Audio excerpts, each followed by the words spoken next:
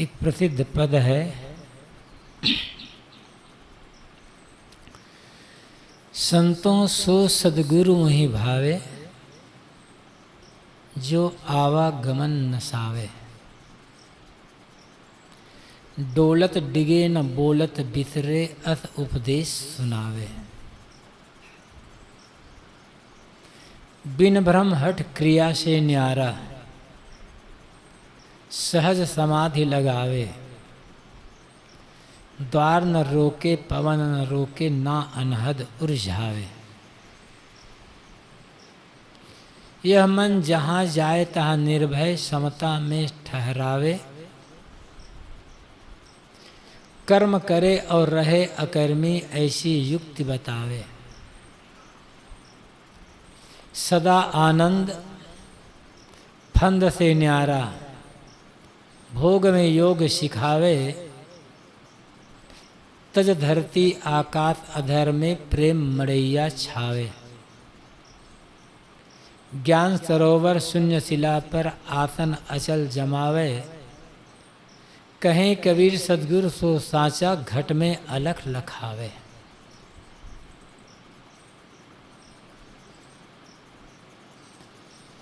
संतों सो सद्गुरु मोहि भावे, जो आवागमन नसावे। सद्गुरु कहते हैं कि हे संतों, वह सद्गुरु मुझे अच्छा लगता है जो शिष्य के आवागमन को मिटा देता है। आवागमन जन्मना और मरना, भवचक्र। क्या कोई सद्गुरु किसी शिष्य के आवागमन चक्र को मिटा सकता है?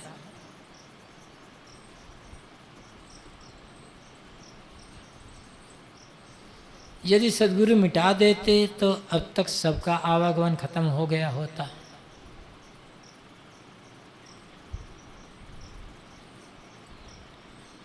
हमारे जन्मने मरने का मूल कारण है हमारे द्वारा बनाई गई संसार की वासना, हमारे मन के विकार। अब विकार हमारे मन में है तो गुरु से निकालेंगे कैसे?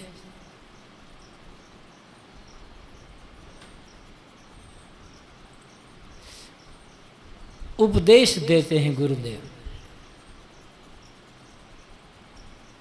और उपदेश देकर, बोध ज्ञान देकर ये बताते हैं कि आवागमन का मूल कारण क्या है। और बात हमारे समझ में आ गई। हमने आवागमन के कारण मनोविकार का त्याग कर दिया, बस खत्म। यही मिटाना है। गुरु न मिले होते तो अब तक हम कहाँ भटकते होते। तमाम लोग भटक रहे हैं। जीवन में सच्चे गुरु का मिल जाना एक बहुत बड़ी उपलब्धि है।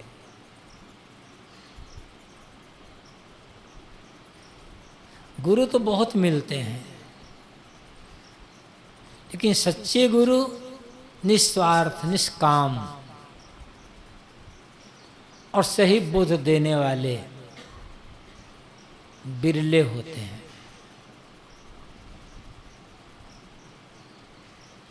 जब गुरु सही बोध दे देते हैं, आवागमन का कारण क्या है बता देते हैं, और आवागमन में कौन पड़ा हुआ है, कौन बचना चाहता है, उस जीव का बोध दे देते हैं। उस बोध को शिष्य ग्रहण कर लेता है, मनोविकार को मिटाने के लिए साधना कर लेता है, बस खत्म हो जाता है। यही गुरु द्वारा आवागमन को मिटाना है। इस संदर्भ में गुरुदेव जी प्राय उदाहरण दिया करते थे। जैसे हमारे घर में खजाना गड़ा हो और हमें मालूम ना हो और हम दीनहीन लाचार बने, रोटी का एक एक टुकड़ा घर घर मांगते हुए जीवन गुजर कर रहे हैं, दुख से परेशान।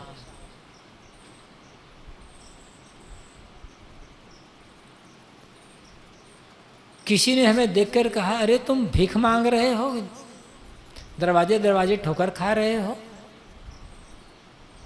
तुम्हारे घर में तो तुम खजाना गड़ा हुआ है, तुम तो महाधनी आदमी।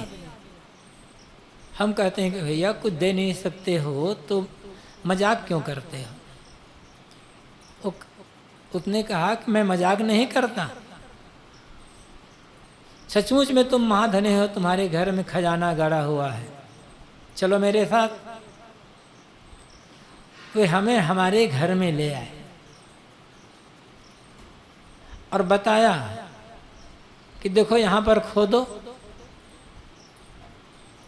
हमने खोदा, वहां में खजाना मिल गया। और खजाना जब मिला तो हमारी सारी दरिद्रता, सारी गरीबी, भटकना, भीख मांगना, सब कुछ समाप्त हो गया। तो बताने वाले ने अपने पास से क्या दिया? हमारी इस चीज को बताया उसने, लेकिन उसका बताना ही देना है। जब तक वो नहीं बताए होते तब तक हमें हमारे खजाने का पता नहीं चलता। चीज भले हमारी है, खजाना भले हमारा हो, लेकिन उन्होंने बताया। खजाना तो हमारे घर में ही गड़ा था, खजाने पर बैठकर हम भीख मांग रहे थे, मालूम नहीं था। हमारा था भले, लेकिन मालूम तो नहीं था ना। उन्होंने बताया, हमने खोदा, खजाना मिल गया। तो बताना देना है।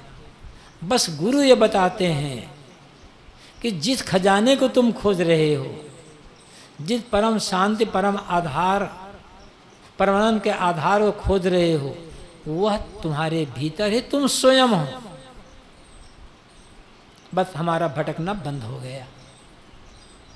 यही गुरु का आवागमन मिटाना है।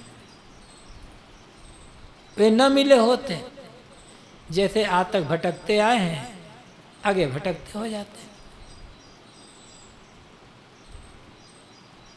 संतों सो सदगुरु मोह भावे, जो आवागमन मिटावे। गुरु ने बोध दे दिया, बोध हमने ग्रहण कर लिया, हमारे आवागमन खत्म। डोलत डिगे न बोलत बिसरे, अस उपदेश सुनावे। सच्चे गुरु ऐसा उपदेश देते हैं कि जिस उपदेश को सुनकर साधक शिष्य डोलते हुए भी, चलते फिरते काम धाम करते,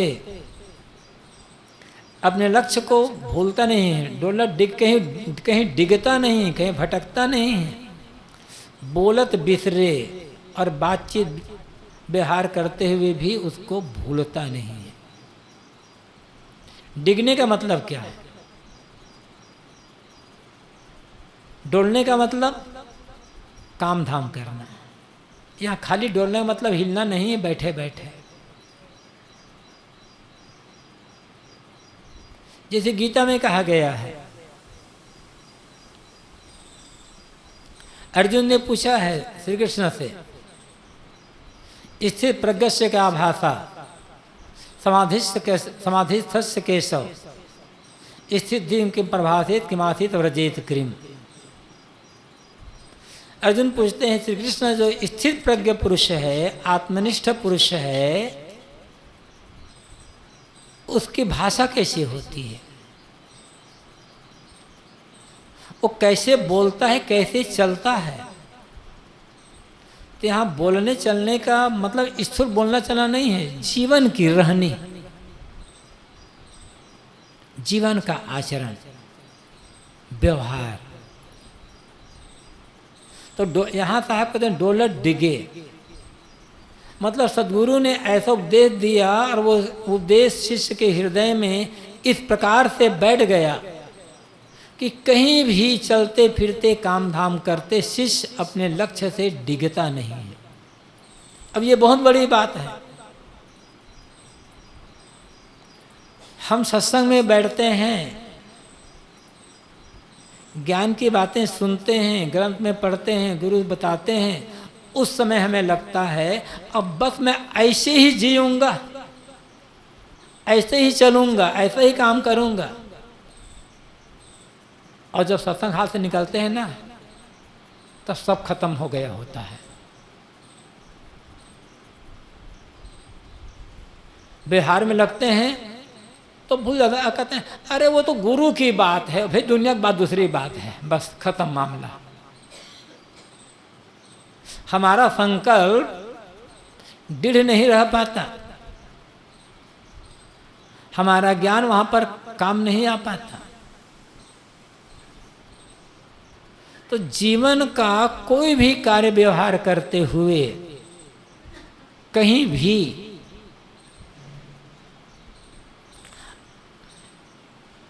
अपना जो लक्ष्य है, उद्देश्य आत्मशांत, उससे रंच मात्र नहीं डिगना। बात व्यवहार करते हुए भी उसे कहीं भूलना नहीं है, फिर निश्चित है मंजिल मिलेगी। हम आधे तो ऐसे चलते हैं, आधे वैसा चलते हैं, कुछ नहीं हो पाता है। कोई रस्सी बटे, आधा दाएं बटे और आधी रस्सी बाएं बटे, परिणाम क्या होगा? हमारे चलने में कमी नहीं है। कोई आदमी आधा घंटा पूरब की तरफ जाए, फिर वहां से आधा घंटा पश्चिम आ जाए, आधा घंटा उत्तर तरफ चले, फिर आधा घंटा फिर दक्षिण तरफ आ जाए, पहुंचेगा कहाँ? वो चला तो वो चलने में कमी नहीं है, लेकिन आधा इधर आधा उधर, कहीं पहुंचेगा नहीं। स्थिरता चाहिए, लक्ष्य का निर्धारण चाहिए। गोल क्या है, एम क्या है, हमारा डेस्टिनेशन क्या है। जब एक बार हमने अपना डेस्टिनेशन तय कर लिया, मंजिल तय कर लिया, तो बस अब उसी दिशा में निरंतर चलते जाना है।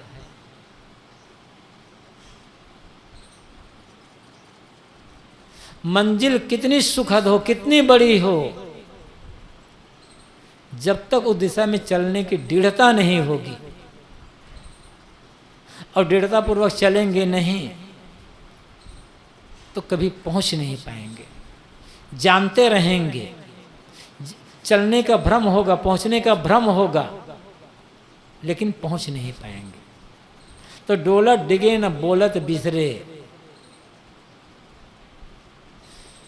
जीवन का सारा कार्य व्यवहार करते हुए भी गुरु ने जो बोध ज्ञान दिया है उसे न भूलना, ये बहुत बड़ी बात है।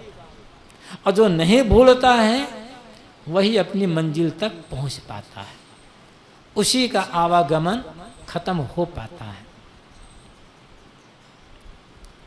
बिन भ्रम हट क्रिया से न्यारा, सहज समाधि लगावे।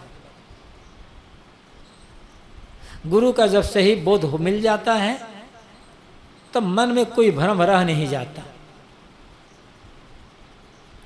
मुख्य दो भ्रम, एक व्यवहार क्षेत्र का भ्रम, एक अध्यात्म क्षेत्र का भ्रम।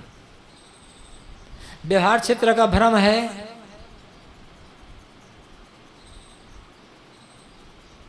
रोग लग जाएगा तो सेवा कौन करेगा, दवाई मिलेगी नहीं मिलेगी। बुढ़ापा में ये बाल बच्चे सेवा करेंगे कि नहीं करेंगे, खाने पीने देंगे कि नहीं देंगे। नौकरी छूट जाएगी, अकाल पड़ जाएगा, व्यापार बंद हो जाएगा, तो जीवन निर्वाह कैसे चलेगा? यह भ्रम अपने प्रारब्ध और पुरुषार्थ पर विश्वास न होने के कारण।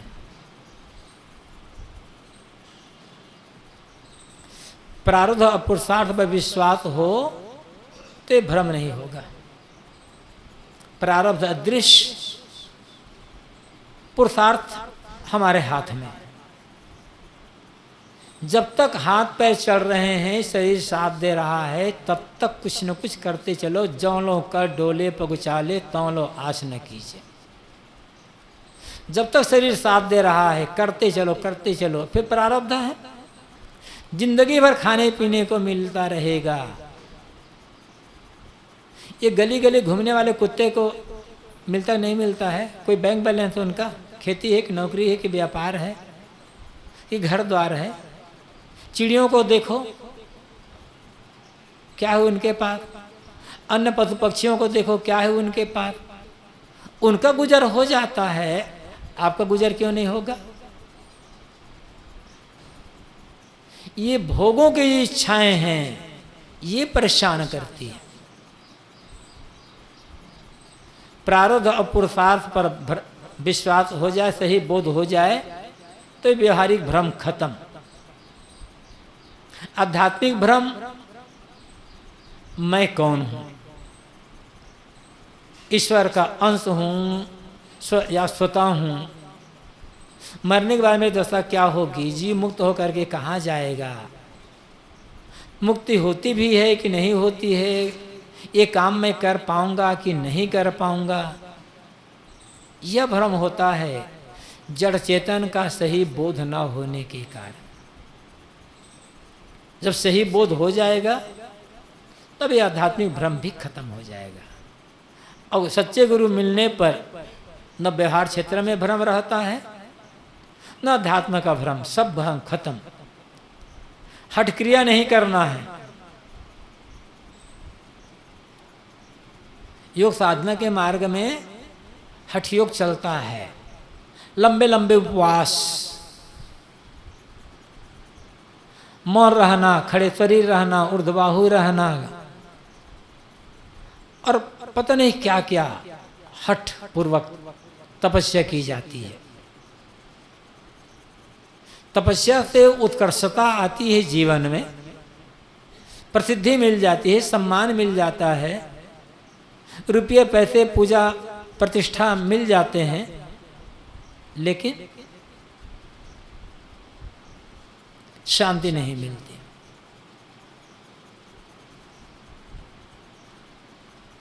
वासनाओं का त्याग नहीं हो पाता। उसके लिए तो मध्यम मार्ग ही सही होता है। हठ नहीं करना है, मध्यम मार्ग। सहज समाधि लगावे, गुरु उपदेश दे करके सहज समाधि का रास्ता बताते हैं।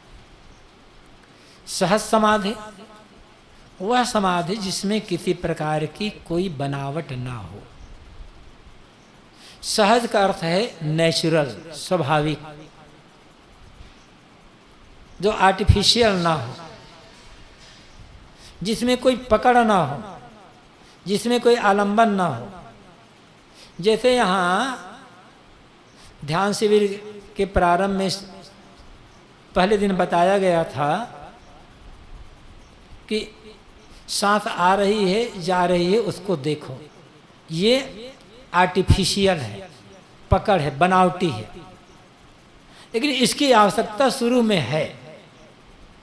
चाहे हम सांस देखें, चाहे ज्योति देखें, चाहे नाद देखें सुने, चाहे बिंदु सुने,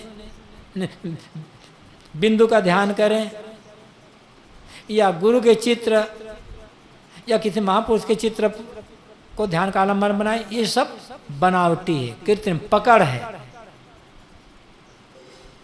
सहज जिसमें कोई पकड़ ना हो। जैसे कहा, मन में जो विचार आए छोड़ते जाओ, छोड़ते जाओ, छोड़ते, सारे विचार छूट गए, जो शेष रहा वो सहज हो गया।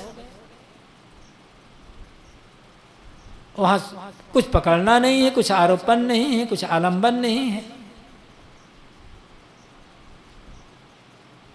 मन को सारे विचारों से, संकल्पों से खारिज कर देना, शांत कर देना, ये सहज समाधि। इसे सद्गुरु ने सहज ध्यान भी कहा है। कोई पकड़ नहीं। अब ये समाधि, ये ध्यान धीरे धीरे इसका काम होता है। मन चंचल है, बहिर्मुख है, उसको रोकने के लिए एकाग्र करने के लिए असहज जो होता है, श्वास देखना, ज्योति देखना, बिंदु देखना, अनाहत नाद सुनना, इस शुरुआत में इनकी आवश्यकता होती है। लेकिन आगे चल करके सबको छोड़ देता है। बस मौन, मन का मौन,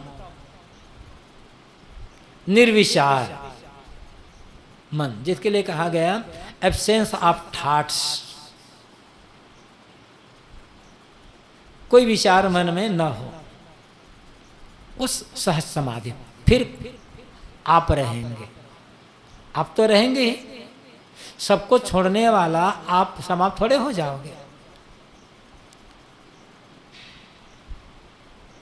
तो निर्विचार मन जब हो गया तो सहज समाधि हो गई। द्वार न रोके, पवन न रोके, ना अनहद उलझावे। इस सहज समाधि के लिए द्वार, आंख, नाक, कान, ये सबको बंद करने की आवश्यकता नहीं है। प्राण रोक करके बैठना, इसकी भी कोई आवश्यकता नहीं है। सहज प्राणायाम वो तो शुरुआत में मन एकाग्र करने के लिए, शरीर स्वास्थ्य के लिए है। लेकिन श्वास रोक कर समाधि लगाने की आवश्यकता नहीं है। अनहद नाद में भी उलझने की आवश्यकता नहीं है। जब आंख, नाक, कान आदि को बंद कर लिया जाता है, मन को समेट कर अंतर्मुख कर लिया जाता है, तो अंदर नाद सुनाई पड़ता, आवाज सुनाई पड़ता है। उसमें शंख, भेरी, मृदंग, सहनाई, दुंदुभी आदि 10 बाजाओं के आवाज की कल्पना की गई है। ये कहा जाता है कि ये ब्रह्म ध्वनि है, ब्रह्मनाद है। यही सुनते रहने से मोक्ष मिल जाता है। ये भी एक भावुकता की बात है। ये भी मन रोकने के लिए साधन है। आवाज को आप सुन रहे हो, आवाज आपको सुन नहीं रही है। आवाज जो आप सुनोगे वो तो विषय होगा। अब विषय मोक्ष का कारण कैसे बन जाएगा? ब्रह्म का, वो ब्रह्म कैसे बन जाएगा? वो आत्मा कैसे हो जाएगा विषय? वस्तुतः जब हमारा मन एकाग्र होता है, इसके लिए अलग से साधना करते हैं बहुत से लोग। हमारे शरीर में नस नाड़ियों का प्रवाह है, पूरे जाल फैला हुआ है, और उनमें रक्त का प्रवाह बराबर चल रहा है। उससे आवाज आती है, लेकिन सहज उस आवाज सुनाई नहीं पड़ेगी। सुनने वाले जो साधक हैं, अभ्यासी, वो सुन सकते हैं। और बहुत लोग जिंदगी भर सुनते रहे। अच्छा है, बाहर की बिना मतलब की बात सुनने की अपेक्षा वह अनाहत नाद सुनना एक अच्छी साधना है। लेकिन उसी में अटक गए तो बीच में रुक गए। फिर कबीर साहब कहते हैं, न तो द्वारों को बंद रखना है, मतलब एकदम चुपचाप स्थिर होकर कहीं बैठ गए। वो बैठना है ध्यान समय तो ठीक है, लेकिन हठपूर्वक गलत। श्वास को रोक करके लंबे लंबे समय तक करना, वो भी आवश्यकता नहीं है। और ना नाद सुनने का, बस सहज समाधि, सहजता होनी चाहिए, बस स्वाभाविकता होनी चाहिए। ये मन जहां जाए तह निर्भय समता में ठहरावे। यह मन जहां जाए, शुभ में जाए तो अशुभ में जाए तो, दोनों को छोड़ दो। अशुभ की तरफ जाने का अभ्यास है मन का, घबराओ मत, छोड़ते जाओ छोड़ते जाओ। फिर शुभ को भी मत सोचो। अशुभ को छोड़ने के लिए पहले शुभ पकड़ना पड़ता है, लेकिन दोनों से ऊपर उठ करके समता में जीना है, आना पड़ेगा। जीवन व्यवहार में अनुकूलता मिलती है, प्रतिकूलता मिलती है, मान मिलता है, अपमान मिलता है, सुख आता है, दुख आता है, दोनों से ऊपर समता में ठहरना होगा। तो यहां साहब जो कहते हैं कि यह मन जहां जाए तहां निर्भय, मन जहां जाए वहां निर्भय रहो, रोको मत, ये बात नहीं है।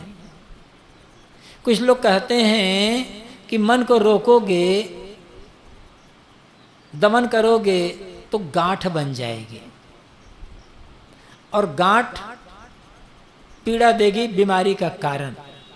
इसलिए मन को रोको मत, जहां जाता है, जो सोचता है सोचने दो,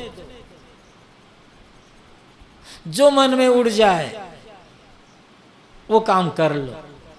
सुनने में बात बड़ी अच्छी लगती है, लेकिन दुनिया में कोई भी आदमी ऐसा नहीं है जिसे अपने मन को बलपूर्वक रोकना ना पड़ता हो। हम सड़क से गुजरते हैं, अनेक प्रकार के दृश्य, अनेक युवक युवती, अनेक प्रकार की चीज आती है, उसको देख देख करके मन चलता रहता है। वैसे वैसे क्रिया करने लग जाए तब क्या होगा? जीना मुश्किल हो जाएगा। इसलिए मन तो हर किसी को रोकना पड़ता है,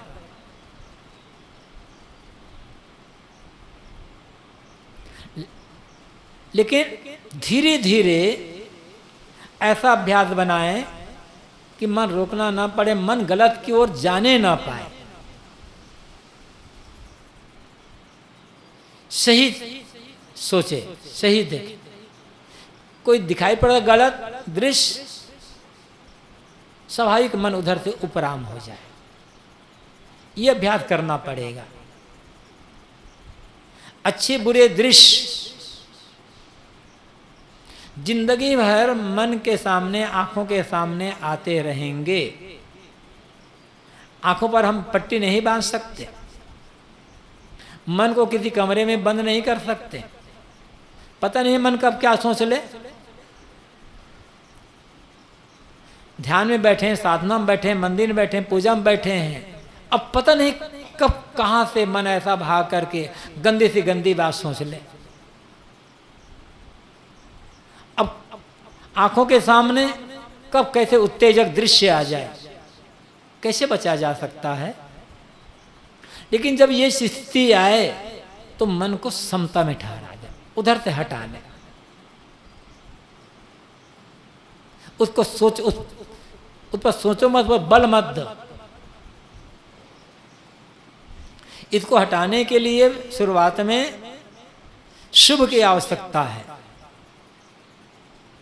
और अंत में शुभ अशुभ दोनों को छोड़ देना है।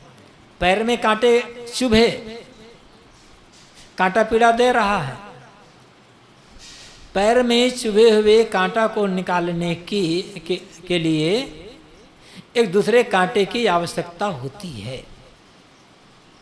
कांटा से कांटा निकाला जाता है, और जब पैर में चुभा हुआ कांटा निकल गया तो जो कांटा चुभा था उसको भी फेंकना पड़ता है, और जिससे निकाला गया उसको भी फेंक देना पड़ता है।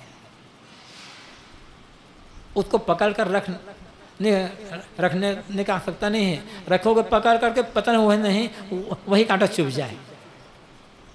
तो अशुभ मनोवृत्ति है, अशुभ चिंतन है, इसको दूर करने के लिए शुभ मनोवृत्ति, शुभ चिंतन की आवश्यकता है। लेकिन अंत में ये शुभ चिंतन को भी छोड़ना पड़ता है। तब पूरा ध्यान लगेगा, तब पूरी समाधि लगेगी। तो यह मन जहाँ जाए तहाँ निर्भय। सद्गुरु कहते हैं ये मन जहाँ जाए दोनों से ऊपर उड़ जाओ, सत्ता मत दो। पहले अशुभ को छोड़कर शुभ में लगाओ, फिर वहां से भी ऊपर समता भाव में। समता ही जीवन जीने का सुंदर रास्ता है।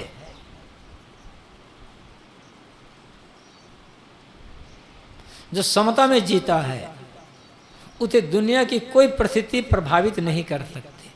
प्रभावित कर रही है मतलब समता नहीं है मन में। जीते जी मोक्ष का अनुभव करना है तो समता भाव में आना पड़ेगा।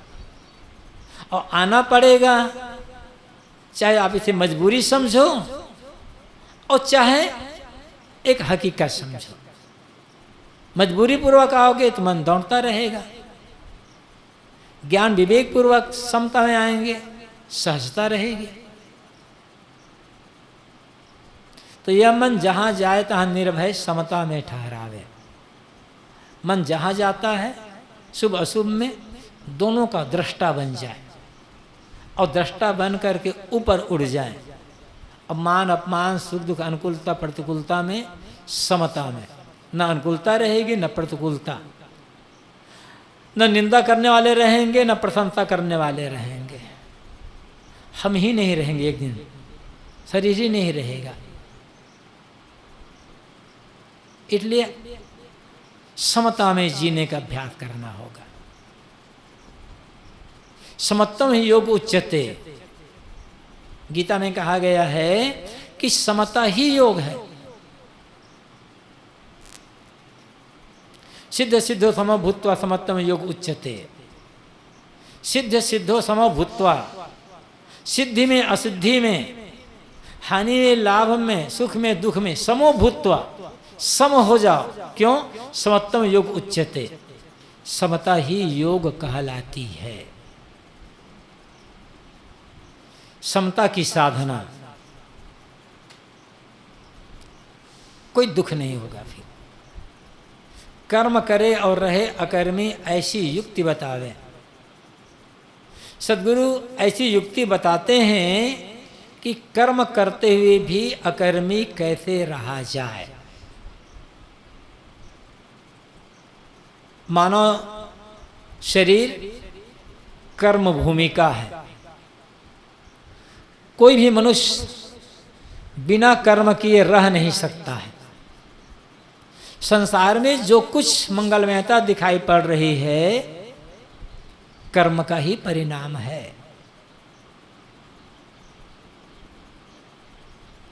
कर्महीन बनकर कैसे रहा जा सकता है? स्वयं कबीर साहब जिंदगी भर कर्मशील रहे हैं, कर्म कर्म के पीछे धड़ता करते रहे हैं। जितने ऋषि मुनि हुए हैं, वेदों के ऋषियों को देखो, सब कर्मशील हैं। उपनिषदों के ऋषियों को देखो, सब कर्मशील हैं। अकर्मण्यता वैराग्य नहीं है, अकर्मण्यता त्याग तपस्या साधना नहीं है, अकर्मण्यता कल्याण का पथ नहीं है।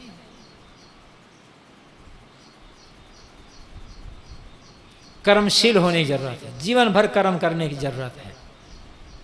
लेकिन कर्म करते हुए भी अकर्मी कैसे? जो काम करें सहज कर्तव्य भावना से निष्काम होकर के करें। निष्काम कर्म करेंगे तो कर्म करते हुए भी अकर्मी रहेंगे, फिर कर्म बंधन का कारण नहीं बनेगा। किसी भी कर्म में यदि सकाम भावना है, फल की इच्छा है, तो छोटे से छोटे कर्म भी बंधन का कारण बनेगा। और दिन भर दौड़ धूप कर रहे हैं सिर्फ निष्काम होकर के, मात्र चित्त शुद्धि के लिए, तो आप अकर्मी हो। वो कहा जाता है, उदाहरण है, गुरु और शिष्य दोनों रास्ता चल रहे थे। शाम का समय था, एक नदी किनारे पहुंचे, नदी पार करके उधर जाना था। जब किनारे पहुंचे तो देखे कि एक सुंदरी युवती वहां बैठी हुई है और रो रही है। पूछा कि क्या हो गया, तुम क्यों रो रही हो? कि मुझे उस पार जाना है, कोई सहारा नहीं है, ऊपर जाना मेरा जरूरी है, मेरे घर में बहुत विपत्ति आ गई है, मैं क्या करूं, कैसे जाऊं, आप मुझे पार कर दे। शिष्य ने कहा नहीं नहीं, मैं किसी स्त्री को छूता नहीं हूं, किसी स्त्री को साथ लेता नहीं हूं, स्त्री माया है। बढ़ गए आगे, गुरु आए, गुरु कहा कि महाराज मुझे पार लगा दो, मुझे जाना जरूरी है, मैं अकेली स्त्री कैसे पार करूं, कभी पार की नहीं हूं, डूब जाऊं बह जाऊं तो क्या होगा। गुरु कहा ठीक है बेटा, आजा पीछे पीछे। आगे आगे गुरु, पीछे पीछे वो युवती चलने लगे। शिष्य भी पार कर रहा था, कमर तक पानी आया और आगे छाती तक पानी आया। तब उस युवती ने गुरु के कपड़े को पकड़ लिया सहारा के, ताकि बहू न। गर्दन तक पानी आ गया तो गुरु के हाथ को पकड़ लिया, और पानी आया तो गुरु कंधे पर बैठ गया, बैठ गई वो। अब कंधे पर पार बैठा कर गुरु ने से पार करवा दिया। दोनों पार हो गए, अपना अपना कपड़ा धो पछाड़े पर चले गए। शिष्य ने कहा गुरुजी आज आपने बहुत गलत काम किया, आप बैरागी हैं। अरे स्त्री छूना दूर, स्त्री को आपने कंधे पर बैठा करके पार कर लिया, आपने बहुत काम किया। गुरु ने कहा कौन स्त्री, कौन युवती? गुरु ने कहा गुरुजी ये भूल गए, अभी पूछ रहे कौन होती वो युवती? गुरु ने कहा अरे बेटा मैं तो वहीं छोड़ आया हूं, और तू तो अब अभी भी मन में लेकर आ रहा है उसको मैंने उतार दिया किनारे पर, वहीं छोड़ दिया, और तुम अभी भी पकड़े हुए भीतर मन में। ये उदाहरण है। जो भी काम करें निष्काम भाव से, इसका मतलब ये नहीं है साहब निष्काम भाव से चोरी करें तब तो ज्यादा नहीं चलेगा। कोई निष्काम भाव से जुआ खेले तो ये नहीं होने वाला है। जो शुभ कर्म करना है वहां निष्कामता की जरूरत है। जितने भी अशुभ कर्म हैं सकाम भावना से किए जाते हैं। कोई भी अशुभ कर्म पवित्र मन से नहीं किया जा सकता, निष्काम भाव से नहीं किया जा सकता। वहां तो भावना ही गलत है, वहां तो इच्छा है, कामना तृष्णा है, भोग की लालसा है, वहां निष्कामता कैसे आएगी? तो सारे अशुभ कर्म को छोड़ना है। शुभ कर्म,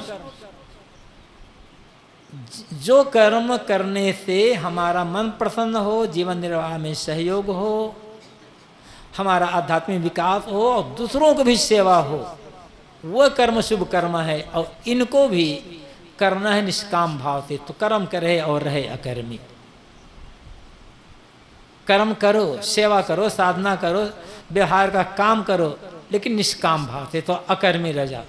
ऐसी युक्ति बता गुरु ऐसी युक्ति बताते हैं। बिना कर्म किए रह नहीं सकते, लेकिन निष्काम भाव से कर्म करेंगे तो कर्म बंधन का कारण नहीं बनेगा। सदा आनंद फंद से न्यारा, भोग में योग सिखावे।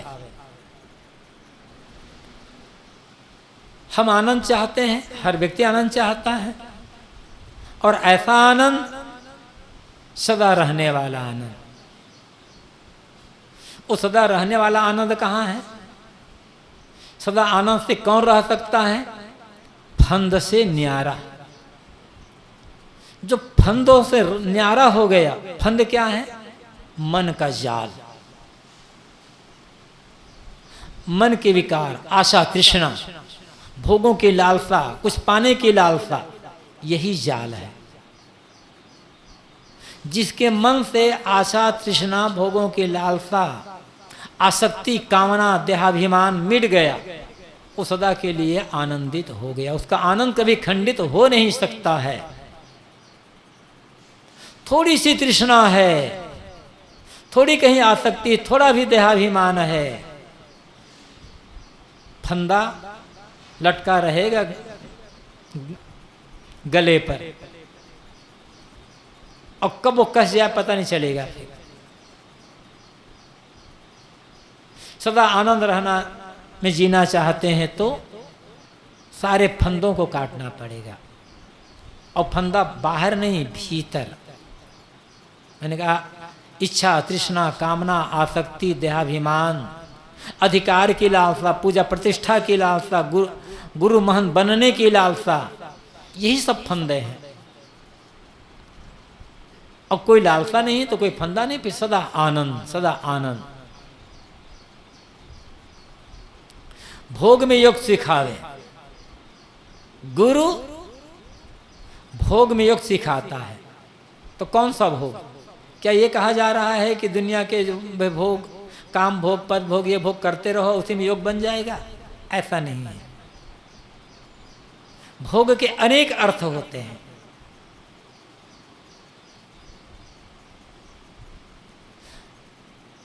हम भोजन कर रहे हैं वो भी भोग है, सुन रहे हैं वो भी भोग है, देख रहे हैं वो भी भोग है, छू रहे हैं वो भी भोग है, सोच रहे हैं वो भी भोग है। मन इंद्रियों से जो कुछ भी हम ग्रहण करते सब तो भोग है।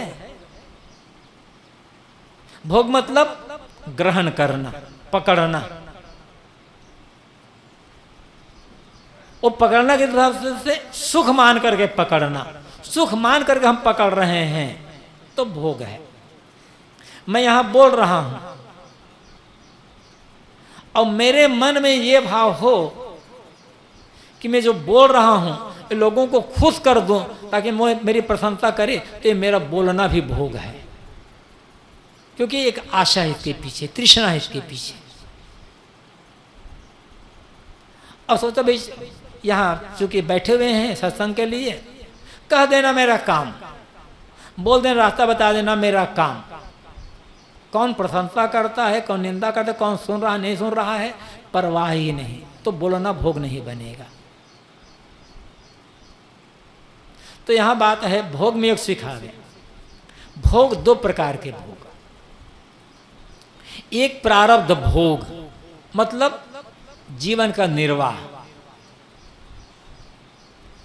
जीवन का निर्वाह संयम पूर्वक अनासक्ति भाव से करते हुए योग की साधना करना, ये भोग में योग सीखना है।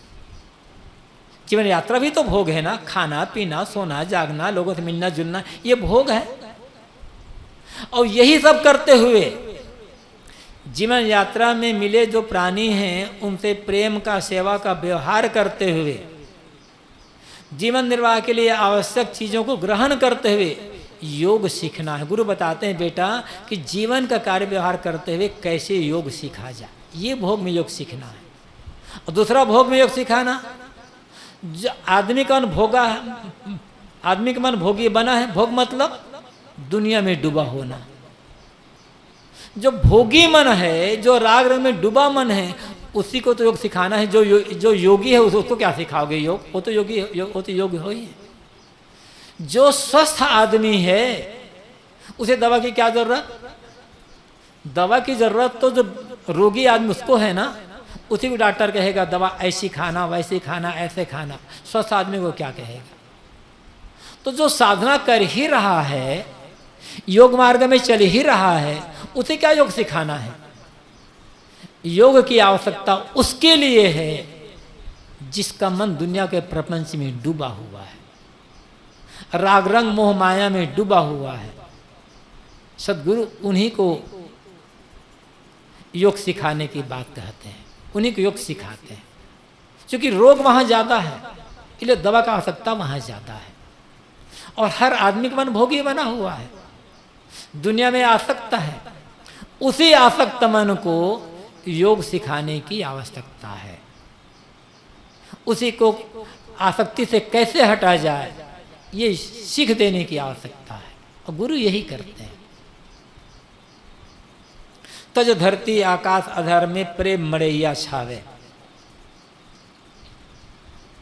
धरती को छोड़कर आकाश के अधर में जाकर प्रेम की मड़ैया छाकर वहां निवास करना है। तो अधर आकाश में मड़ैया छाना है, वो भी प्रेम की मड़ैया, प्रेम की कुटी। मतलब क्या है? धरती जहां हम रह रहे हैं, आकाश ऊपर, धरती में, पृथ्वी में गंदगी है, धूल गर्दा कीचड़ पानी कूड़े कचड़े। आकाश में निर्मलता है, कोई वहां कूड़ा कचड़ा नहीं है। तो तब धरती मतलब दुनियावी भाव, संसारासक्ति, दुनिया का मोह माया, संसारिक मतलब सांसारिक प्रपंच, सांसारिकता, सांसारिक प्रपंच को छोड़ करके अधर आकाश में मतलब मन की निर्मलता में प्रेम की मड़ैया छाप, सांसारिकता से ऊपर उठना, ये अधर आकाश में पहुंचना है। और आत्म प्रेम की कुटिया बना लो वहां पर, फिर निश्चिंत होकर के वहां विश्राम करना होगा। सांसारिकता में पड़े पड़े तो अनादिकाल का समय बीत ही गया, मिला क्या? आज का समय बीत रहा है। संसार में रहना ये सांसारिकता नहीं है।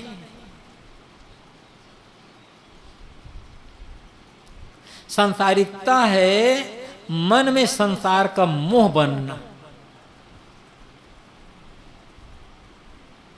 दुनिया में रहें, शरीर दुनिया में रहे, लेकिन दुनिया मन में ना आने पाए। आप दुनिया में रहो, दुनिया आपके भीतर ना आने पाए। हम दुनिया को भीतर ले आते हैं। भीतर लाने का मतलब लोभ, मोह, आसक्ति, तृष्णा, छल, प्रपंच, इसी को छोड़ना है। यही सांसारिकता है। आकाश अधर मन की निर्मलता, मन के जब सांसारिकता का भाव छूट जाता है, छल प्रपंच लोभ मोह छूट जाता है, तब मन निर्मल होता है। और निर्मल मन में ही आत्म प्रेम की कुटी बनाई जा सकती है। गंदे मन में नहीं, अपवित्र मन में नहीं। गंदा मन तो फिर ला करके वहीं डुबा देगा। संसार में रहें, लेकिन सांसारिकता को छोड़ करके रहें। जीने की कला यही है। सबसे बड़ा संसार तो शरीर है हमारा। ये बाहरी संसार छोड़ दिए, घर द्वार माता पिता भाई बंधु आज छोड़ दिए, शरीर संसार लेकर घूम रहे हैं। इसको कैसे छोड़ोगे? जब तक प्रारब्ध है तब तक तो साथ रहेगा ही रहेगा। अभी शरीर संसार है तो इसके लिए बाहर संसार की जरूरत है, प्राणी पदार्थ की। लेकिन शरीर का मोह छोड़ दिए और जो प्राणी पदार्थ हैं उनका मोह छोड़ दिए, तो आप धरती से ऊपर उठ गए। शरीर भाव, संसारी भाव का त्याग, धरती से ऊपर उठना है। तब प्रेम की मड़ैया छाई जा सकती है, आत्म प्रेम की मड़ैया छाई जा सकती है। तब वहां विश्राम किया जा सकता है। ज्ञान सरोवर शून्य शिला पर आसन अचल जमावे। ज्ञान की शिला, शिला पत्थर चट्टान नहीं, ज्ञान सरोवर, ज्ञान का सरोवर है। सरोवर तालाब, शून्य शिला, शून्यता की शिला है, शून्यता की चट्टान है। वहां पर दृढ़तापूर्वक आसन जमाना है। ज्ञान सरोवर शून्य शिला पर आसन अचल जमावे। अचल आसन जमा करके वहां बैठना है। आत्मज्ञान का सरोवर है और संकल्पों की शून्यता की शिला है। जब सही आत्मज्ञान हो जाएगा और साधना द्वारा जब मन संकल्प शून्य हो गया, तब क्या हो गया? अचल आत्मस्थिति पक्की होगी। जब तक संकल्प शून्य नहीं होगा तब तक स्वरूप स्थिति नहीं होने वाली है। ये बात हमारे कहने से न हमारे समझ में आएगी, न आपके सुनने से आपकी समझ में आएगी। यदि मैं अभ्यास करूंगा तब ये मेरा अनुभव बनेगा, आप अभ्यास करोगे तब ये आपका अनुभव बनेगा। कहना सुना तो पढ़ करके सुन करके कह दिया जाता है। हमने पढ़ा सुना और याद करके कह दिया, इतने से स्थिति थोड़े हो जाएगी। ज्ञान आत्मज्ञान के सरोवर में निमज्जन करना है और शून्यशिला संकल्पों की शून्यता, कुछ भी याद ना हो। जैसे आप गाढ़ी नींद में सोते हो, कुछ भी याद नहीं रहता, कुछ भी, क्योंकि याद है तो गाढ़ी नींद नहीं है और नींद है तो याद नहीं है। उसमें कितना शांत रहता है मन, कितना प्रसन्न रहता है मन। जागते जागते साधना अभ्यास ध्यान द्वारा वैसे ही मन को शून्य करना होगा, सारी यादगिरियों से रहित, तब आत्मस्थिति का आसन वहां जमेगा। और इसके लिए निरंतर का अभ्यास चाहिए। 2 दिन 4 दिन अभ्यास किए काम नहीं बनेगा। यहाँ तो एक सीख है, बस 4 दिन 5 दिन का ध्यान शिविर रहा, सप्ताह भर 10 दिन का ध्यान शिविर किया गया। एक तरीका बताया जाता है कि कैसे करना है, ध्यान क्या है, कैसे करना है, कैसे बैठना है, एक तरीका बताया जाता है। फिर यह अभ्यास जब आप या हम कहीं भी रहें, घर में, आश्रम में, बाहर, रोज जब करते रहेंगे, समय निकाल कर नहीं, समय निकालना पड़ेगा। अब प्रेम होगा, समय निकल आएगा। और लंबे समय तक जब ये अभ्यास करते रहेंगे तब इसमें परिपक्वता आएगी, और वह भी श्रद्धा पूर्वक, आदर पूर्वक, प्रेम पूर्वक, समर्पण भाव से जब करेंगे तब। सतु दीर्घकाल निरंतर सत्कारा सेवितो दृढ़ भूमि। योग दर्शन में महर्षि पतंजलि ने कहा है, जब उन्होंने कहा कि योग चित्त वृत्ति निरोधा, चित्त की वृत्तियों का निरोध कर देना, चित्त की वृत्तियों को रोक देना, संयमित कर देना योग है। पूछा परिणाम क्या होगा? तदा दृष्टि स्वरूपे अवस्थानम, तब दृष्टा की अपने आप में स्थिति हो जाएगी। तो ये चित्त निरोध कैसे होगा? अनेक साधन बताए।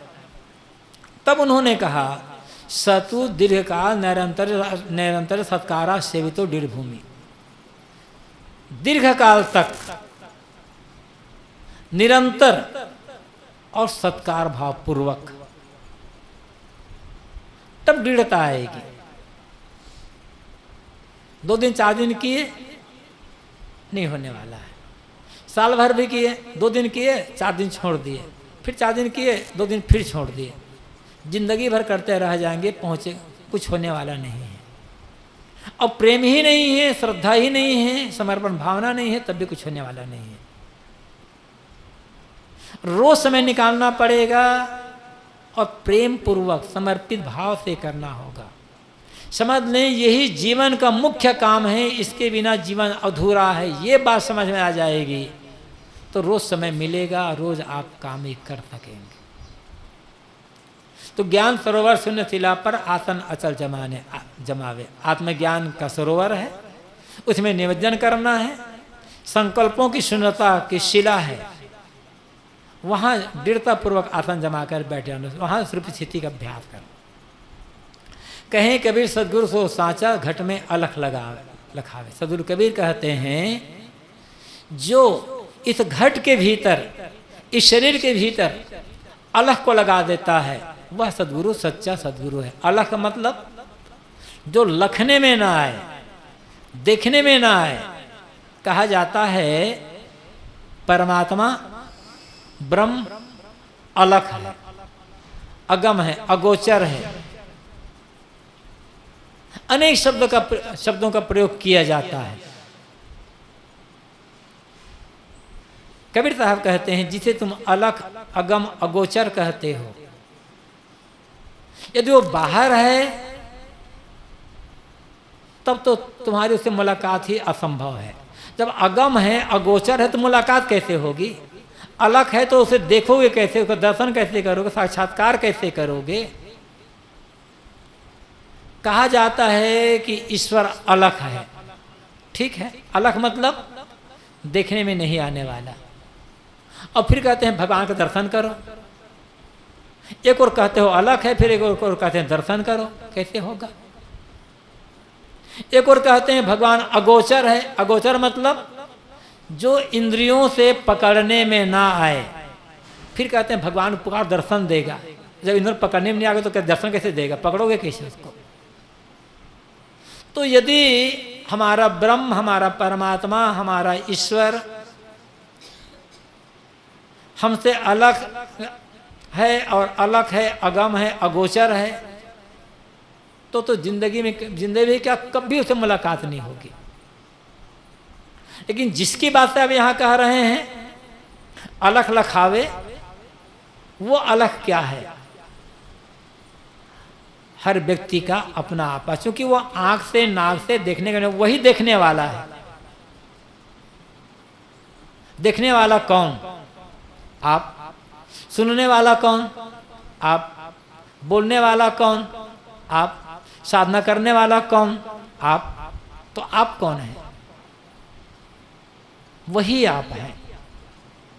सबको समझना आसान होता है, अपने को समझना कठिन होता है। क्योंकि अपने समझने के लिए मन को अंतर्मुख करना पड़ेगा, दृष्टि अंतर्मुख करना पड़ेगा, लौटना पड़ेगा अपनी तरफ। तो आज तक जो समझ में नहीं आ रहा था आत्म तत्व, उसका बोध कराते हैं। जैसे बीजक में सदगुरु कबीर ने कहा है अवगाह गह के गगन रहावे। ये ज्ञान तो दिशा में आता है। अवगाह गह के गगन रहावे। अवगाह कहते हैं जो पकड़ने में ना आए। अब जो पकड़ने में नहीं आए कहते साहब उसको पकड़ करके रहना है। तो जो पकड़ने में नहीं आ सकता उसको पकड़ोगे कैसे? और साहब कहते हैं जो पकड़ने में नहीं आ रहा है उसी को पकड़ना है। कैसे पकड़ेंगे? जान लेना है, समझ लेना है। इसकी व्याख्या में गुरुदेव जी ने लिखा है जैसे हमारा दाहिना हाथ, हर व्यक्ति का दाहिना हाथ है। आप अपने दाहिने हाथ को दाहिने हाथ से जरा पकड़ो। कौन कौन पकड़ सकते हैं? बाएं हाथ से नहीं पकड़ना है, दाहिने हाथ को दाहिने हाथ को दाएं हाथ से पकड़ना है। पकड़ोगे? लेकिन हाथ मेरा है ये समझ लिए, पकड़ने में आ गया। हाथ मेरा ही है ना, ये समझ लिए, पकड़ने में आ गया। ऐसे ही जो सबको जानना चाहता है, पाना चाहता है, वो मैं हूं ये समझ लिए तो पकड़ने में आ गया। यही अलख को लखाना है। कहें कबीर सदगुरु सांचा घट में अलख लखावे। सदगुरु कबीर कहते हैं वह सदगुरु सच्चा सदगुरु है जो आज तक पकड़ने में नहीं आ रहा था, जानने में नहीं आ रहा था, उस आत्म तत्व को इस घट के भीतर ही बता दिया और कह दिया कि जिसे तुम खोज रहे हो वो तो तुम ही हो। और जब ऐसा ज्ञान मिला हमारा भटकना खत्म। और भटकना खत्म तो आवागमन नसावे वाली बात फिर चरितार्थ हो गई। तो इस एक पद में सदगुरु कबीर सारी बातें बता देते हैं। आवागमन कैसे नष्ट होगा, साधना कैसे करनी है, व्यवहार कैसे करना है, और कर्म करते हुए, सेवा करते हुए निष्काम कैसे रहना है। सारी बातें इसमें हैं, हमें समझना है और समझ करके बस जीवन उसी ढंग से व्यतीत करने की आवश्यकता है। अहम शुद्ध चैतन्य ज्ञान स्वरूपम अजराहम अमराहम अखंडम अनूपम। अहम शुद्ध चैतन्य ज्ञान स्वरूपम अजराहम अमराहम अखंडम अनूपम। अहम शुद्ध चैतन्य ज्ञान स्वरूपम अजराहम अमराहम अखंडम अनूपम। अहम शुद्ध चैतन्य ज्ञान स्वरूपम अजराहम अमराहम अखंडम अनूपम। अहम शुद्ध चैतन्य ज्ञान स्वरूपम अजराहम अमराहम अखंडम अनूपम।